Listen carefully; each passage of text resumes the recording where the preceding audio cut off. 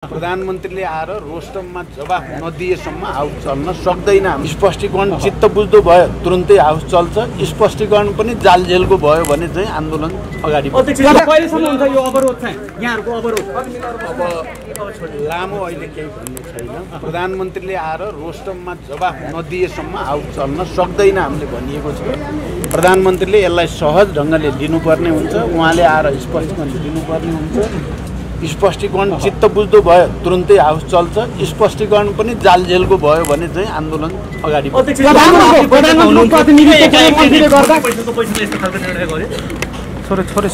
यो मैले अहिले भने अब लामो हुन्छ, मलाई समय छैन है। म बडो यो पटक पनि बडो चिन्तित र दुखित पनि छु। टिआरसीको लागि भनेर पटक पटक प्रधानमन्त्रीजीले खबर गर्नुभयो। मैले ठिकै छ, टिआरसीको लागि त हामी सबैको साझा चासोको विषय हो, देशकै आवश्यकताको विषय पनि हो भनेर म गएँ।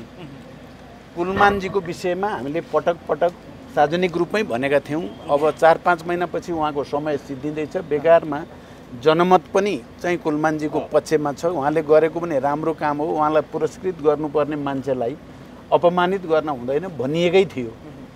तर त्यो दिन म गएको दिन एक शब्द त्यो विषयमा कसैले चर्चा गरेको पनि होइन। बिल्कुल टिआरसीको बारेमा मात्रै कुरा भयो।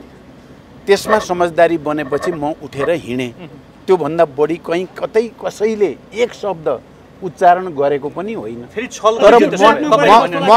तर म निक्लिने, सुन्नु न, म निक्लिने बित्तिकै मन्त्री परिषद बैठक बसेर त्यही विषयमा निर्णय गरियो र मलाई के लाग्यो भने यो फेरि एकचोटि निकै ठुलो जालझेल भएको जस्तो महसुस मलाई भयो। छल गरे 1-2 दिन पर्खे पनि हुन्थ्यो।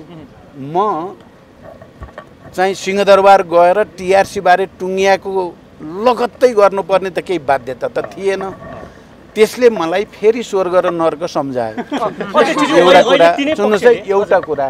अर्को कुरा, त्यही दिन तुरुन्तै राप्रपाको ज्ञानबहादुर शाही लगायतले भने ल प्रचण्डले टिआरसीसँग कुलमान साट्यो। यो भन्दा झुटो, यो भन्दा बेइमानीपूर्ण र अपराधिक प्रचार केही हुन सक्छ?